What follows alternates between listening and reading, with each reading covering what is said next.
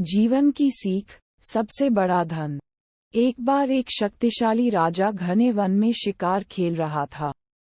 अचानक आकाश में बादल छा गए और मूसलाधार वर्षा होने लगी। सूर्य अस्त हो गया और धीरे धीरे अंधेरा छाने लगा। अंधेरे में राजा अपने महल का रास्ता भूल गया और सिपाहियों से अलग हो गया। भूख, प्यास और थकावट से व्याकुल राजा जंगल के किनारे एक टीले पर बैठ गया।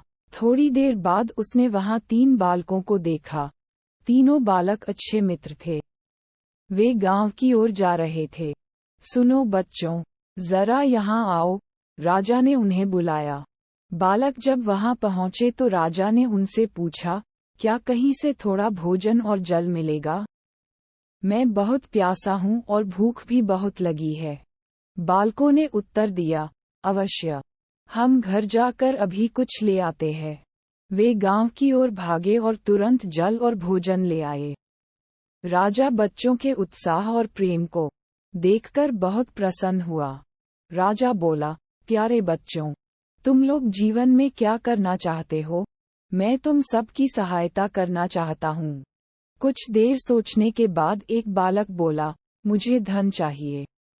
मैंने कभी 2 समय की रोटी नहीं खाई है, कभी सुंदर वस्त्र नहीं पहने हैं, इसलिए मुझे केवल धन चाहिए। राजा मुस्कुरा कर बोले, ठीक है, मैं तुम्हें इतना धन दूंगा कि जीवन भर सुखी रहोगे। ये शब्द सुनते ही बालकों की खुशी का ठिकाना न रहा। दूसरे बालक ने बड़े उत्साह से पूछा, क्या आप मुझे एक बड़ा सा बंगला और घोड़ागाड़ी देंगे? राजा ने कहा, अगर तुम्हें यही चाहिए तो तुम्हारी इच्छा भी पूरी हो जाएगी।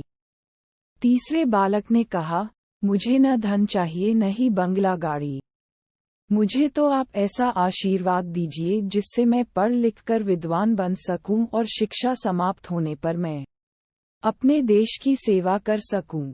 तीसरे बालक की इच्छा सुनकर राजा बहुत प्रभावित हुआ। उसने उसके लिए उत्तम शिक्षा का प्रबंध किया।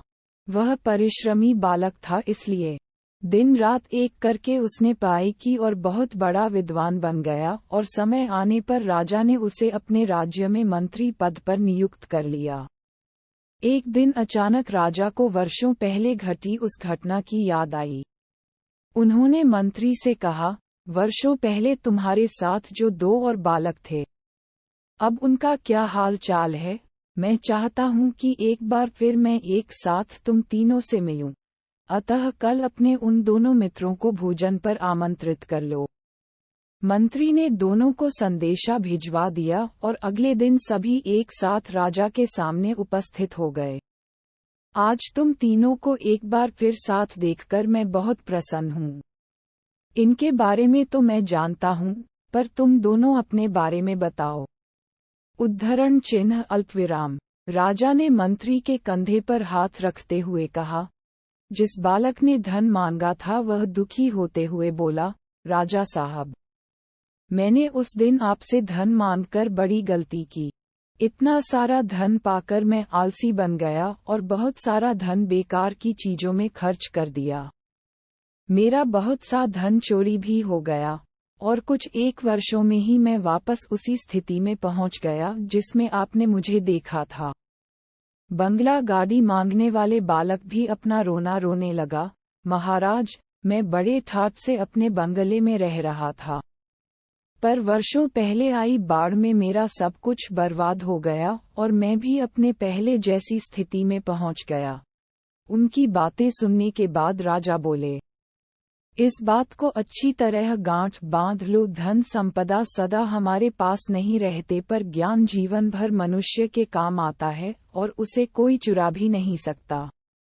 शिक्षा ही मानव को विद्वान और बड़ा आदमी बनाती है। इसलिए सबसे बड़ा धन विद्या ही है।